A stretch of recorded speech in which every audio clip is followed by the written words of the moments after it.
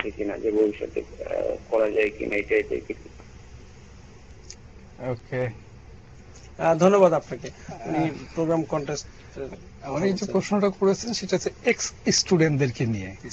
আসলে মানে যারা সুযোগ পায় নাই, সুযোগ পায় নাই করা সম্ভব হয় না। জি জি, আয়োজনটা হয় আমাদের বছরে একবার। তো এইবার যে আমরা প্রোগ্রামিং কন্টেস্টের আরেকটা আয়োজন করতে যাচ্ছি জুন জুলাই মাসে, সেটা হচ্ছে স্কুল এবং কলেজের স্টুডেন্টদেরকে নিয়ে। আমাদের প্ল্যাটফর্ম যদি নিচ লেভেল থেকে সুন্দর করে না আসে, আসলে আমাদের স্টুডেন্টরা কিন্তু আমরা 4 বছরের জন্য পাই। 4 বছরের একটা ছেলেকে একটা প্ল্যাটফর্ম দেওয়া, একটা প্রোগ্রামিং কন্টেস্টের বেস তৈরি করা, এটা একটা ডিফিকাল্ট কাজ হয় আমাদের জন্য। আরো আগে থেকে শুরু করতে, যদি আমরা কলেজ লেভেল থেকে ইন্টারেস্ট গ্রো করাতে পারি, ইভেন স্কুল লেভেল থেকে করাতে পারি, তাহলে আমরা যে লেভেলে এখন আছি এটা আরো 2 থেকে 3 গুণ বেড়ে যাবে। মানে একদম বুনিয়াদি যে প্রশিক্ষণ, এটা ইন্টারেস্ট গ্রো করা। আসলে আমরা যদি কন্টেস্ট না করি, নিশ্চয় করা হবে। হ্যাঁ, এটা করছি আমরা জুন জুলাই মাসে। আপনার কাছে যে জায়গাটা ছিলাম, যে এর পরের বছরে আমরা কি দেখবো আর নতুন করে কি দেখতে পাবো? কিছু আনসার সাদিক সাহেব অলরেডি দিয়ে দিয়েছেন। তো আমাদের ট্রাস্টি বোর্ডের প্রেসিডেন্ট, আমাদের মাননীয় প্রেসিডেন্ট আমাদের খুবই সম্মানিত একজন ব্যক্তি, জনাব কাজী জামিল আজহার। তো উনি একজন বিশিষ্ট আইটি স্পেশালিস্ট, উনি অনেক বছর ধরে আছেন মাইক্রোসফটে। তো উনি আসলে যেটা সাদিক সাহেব বললেন, যে আসলে দেখতেছেন যে বাংলাদেশ ইউনিভার্সিটিকে বাংলাদেশের one of the top ranked university for CSE. হ্যাঁ, তো ওর প্ল্যান হিসাবে এখন আমরা যেটা চিন্তা করছি যে এই প্রোগ্রামিং কন্টেস্ট প্রতি বছর আমরা একটু একটু করে এটার পরিধিটা বড় করছি, এবং এর পাশাপাশি 2015 দ্যাট মিন্স এই ইয়ার থেকে আমরা এই স্কুল লেভেল এবং কলেজ লেভেল পর্যন্ত এটা ছড়া দিতে চাই, যেতে সারা বাংলাদেশে ধরেন আপনার বিভিন্ন জেলা বা বিভাগ থেকে যে সব ভালো ভালো কলেজগুলো আছে, ওরাও কিন্তু মানে আমরা যদি মনে করি যে শুধু ইউনিভার্সিটির স্টুডেন্টরাই প্রোগ্রামিং পারে, তা কিন্তু না। এর চেয়ে আরো জুনিয়র, আরো ছোটরা, ওদেরকে যদি একটু আমরা উৎসাহ দিতে পারি, এবং আমরা কিন্তু বাংলাদেশ ইউনিভার্সিটি এই যে প্রোগ্রামিং কন্টেস্টটা করছি, আমাদের প্রাইস কিন্তু আমরা খুব হাই প্রাইস দিচ্ছি। প্রথম পুরস্কার 1 লাখ টাকা, সেকেন্ড পুরস্কার 50,000 টাকা, এইভাবে করে করে আমরা দিচ্ছি।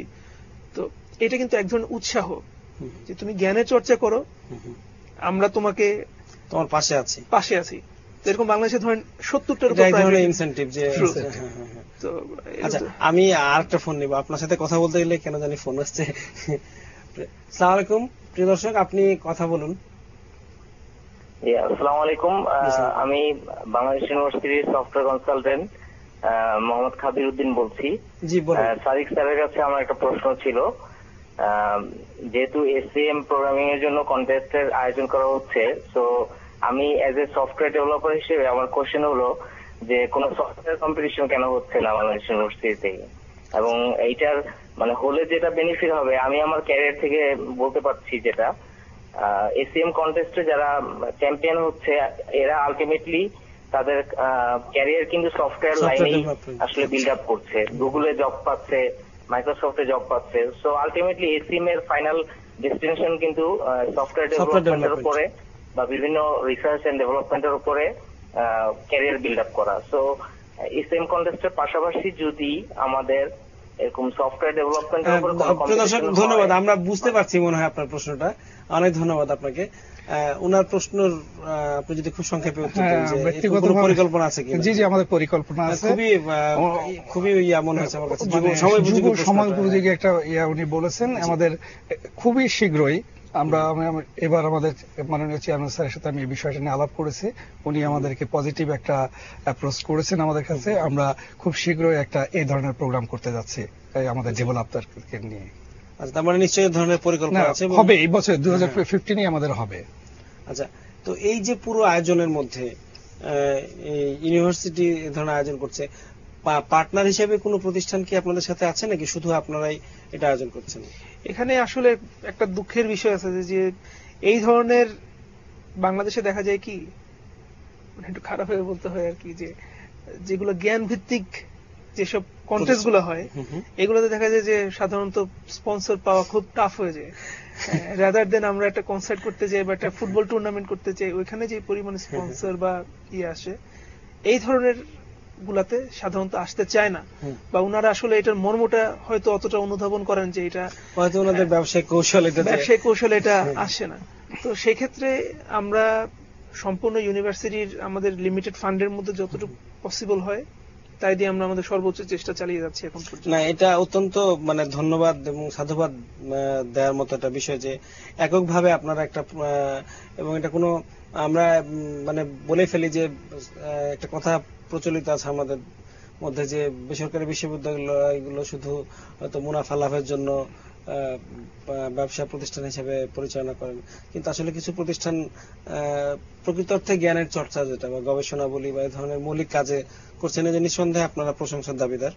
তো আমরা এই প্রোগ্রামিং কন্টেস্ট নিয়ে কথা বললাম, খুবই ইন্টারেস্টিং। নিশ্চয়ই আরো আগামীতে যখন আপনারা আরো বড় পরিসরে করবেন আবার আপনাদেরকে আমরা এখানে আমন্ত্রণ জানাবো, কথা বলবো। তো আপনারা আরেকটা ইন্টারেস্টিং বিষয় নিয়ে কাজ করছেন, সেটা হচ্ছে আপনারা 3D প্রিন্টিং বা 3D প্রিন্টার বিষয় নিয়ে এই সময় হট কেক আর কি সারা বিশ্বে 3D প্রিন্টার কিভাবে প্রিন্ট করে, কেন এটা, তারপর এটা কি উপকারে লাগবে আমাদের মতো দেশে, আমরা এটা তৈরি করতে পারবো কিনা বা চালাতেই পারবো কিনা, নানান ধরনের প্রশ্ন। আমার নিজেরও প্রশ্ন এটা, তো এইটা নিয়ে যদি একটু বলেন বা কেন এটা শুরু করলেন আপনারা? অনেক বড় প্রশ্ন। 3D technology is a new technology in all over the world, তাই না? তো এই টেকনোলজিটা বাংলাদেশে প্রথম আমাদের বাংলাদেশ ইউনিভার্সিটি, আমি এবং তাইফ সাহেবের মাধ্যমে আমরা থাইল্যান্ডে গেছিলাম একটা সেমিনারে এবং ওয়ার্কশপে গেছিলাম। সেখানে যে 3D প্রিন্টার সম্পর্কে আসলে আমারও ধারণা ছিল না বিফোর দ্য 6 months বিফোর। তো যখন আমরা গেলাম তখন তাদের প্রিন্টার গুলো দেখলাম, কিভাবে হাউ টু প্রিন্টটা দেখলাম। তারপরে তাদের বিভিন্ন সেমিনারে আমরা অ্যাটেন্ড করলাম, টেকনোলজিটা সম্পর্কে ডিপলি জানলাম। তারপরে 3D স্ক্যানার দেখলাম, মানে ফ্যান্টাস্টিক একটা অভিজ্ঞতা হলো। তখন থেকে আসলে 3D প্রিন্টারের প্রতি যে দুর্বলতা ওখান থেকে আমার হলো। আমরা সেখান থেকে 3টা প্রিন্টার নিয়ে আসলাম, যদিও এটা কস্টলি, প্রায় $850 করে এক একটা পড়েছে আমাদের আনতে। তারপরে এটা নিয়ে আমরা রিসার্চ শুরু করলাম। আপনি তো জানেন এখন ইন্টারনেট ওপেন ফর অল, ইন্টারনেটের মাধ্যমে অনেক রিসোর্স পেলাম। এখন আমরা এটাকে একদম ফুললি আমাদের টিচাররা এটা রিসার্চ লেভেলে নিয়ে গেছেন আমরা, এবং আমরা সবাই মিলে এটাকে রিসার্চ করছি। এবং 3D প্রিন্টার সম্পর্কে আরো বিশদ বলতে হলে, মানে মানুষকে জানাতে হলে তার ছোটখাটো বিষয়গুলো জানাতে হয়। যেমন ধর আমরা একটু যদি মানে সাধারণ মানুষের পক্ষে বোঝা সম্ভব এরকম কিছু যদি বলেন যে কি কাজে লাগবে। লাস্ট একটা উদাহরণ দিয়ে বলি। আমাদের গত কিছুদিন আগে ট্রাস্টি বোর্ডের মিটিং ছিল, যেখানে সবাই কিন্তু আমাদের খুব well educated, well known person in বাংলাদেশে।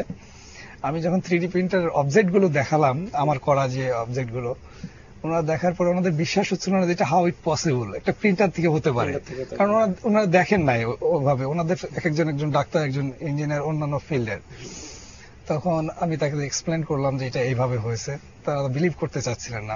দিস ইজ পসিবল এবং এটাই 3D টেকনোলজি। 3D প্রিন্টারের আসলে যে আমরা যে ফিলামেন্টটা ইউজ করি, এটা 2 ধরনের ফিলামেন্ট হয়ে থাকে। একটা হচ্ছে অ্যাপস ফিলামেন্ট আর একটা হচ্ছে PLA ফিলামেন্ট। তো অ্যাপস ফিলামেন্টটা হচ্ছে একটা সফট, এটা যে আমরা মোড়ালে যেমন নরম এদিক ওদিক করে কিছু খেলনা থাকে না, এগুলো অ্যাপস ফিলামেন্ট দিয়ে তৈরি হয়। আর আমরা যেটা ইউজ করছি, আমাদের প্রিন্টার যেটা ইউজ করছি, সেটা হচ্ছে PLA ফিলামেন্ট, একটু শক্ত। অ্যাপস ফিলামেন্টের একটা অসুবিধা হচ্ছে যে আমরা যখন ইউজ করব তখন ওখান থেকে একটা টক্সিক উৎপন্ন হয়, মানে গন্ধ উৎপন্ন হয়, যেটা আসলে অনেকে পছন্দ করেন না, যার জন্য এটা রিকমেন্ড করে না। ক্ষতিকারক, হ্যাঁ, এক পক্ষে ক্ষতিকারক, যেটা টক্সিক থাকে তাতে একটু ক্ষতি করে, তো এটা রিকমেন্ড করে না। কিন্তু এটা কমার্শিয়ালি ইউজ হচ্ছে, বাট রিসার্চ লেভেলে এটা পরতপক্ষে একটু অ্যাভয়েড করা ভালো বলে আমি মনে করি। আমরা যেটা ইউজ করছি সেটা PLA ফিলামেন্ট, এবং এই ফিলামেন্টটা আসে একটা তারের মাধ্যমে এসে একটা নেজল বলে একটা জিনিস আছে ছোট্ট, যেখানে তার টেম্পারেচার আমাদেরকে রাখতে হয় 205 ডিগ্রিজ সেন্টিগ্রেড, এবং নিচে একটা প্লেট থাকে, সেই প্লেটের টেম্পারেচার রাখতে হয় 76 ডিগ্রি। মানে এটা পরিচালনা করা একটা রীতিমতো যদি মানে না না জানা দেখেন থাকে, না প্র্যাকটিস থাকে তাহলে এটা পারবে না। তারও একটু আপনারা দারুণ। কি প্রিন্ট করেছেন যদি আমি বলেন? বিভিন্ন ধরনের মডেল করেছি, 3D মডেল করে আমি প্রিন্ট করেছি, যেমন খেলনা, বাচ্চাদের টয়, বিভিন্ন ধরনের খেলনা আমি করেছি এবং এগুলো অনেকগুলো অনেক কিছু করেছি। করা হয়েছে বা করা অনেক সম্ভব। কিছু করা আমরা হয়েছে। ছোট্ট একটা বিরতিতে যাবো, আসলে বিরতিতে যাওয়ার সময় হয়েছে, ফিরে এসে আরো আমরা কথা শুনবো আপনাদের কাছ থেকে। প্রিয় দর্শক, কোথাও যাবেন না, আমাদের সাথে থাকবেন। ছোট্ট একটা বিরতির পর ফিরে আসছি আবার ইয়াং নাইট নিয়ে।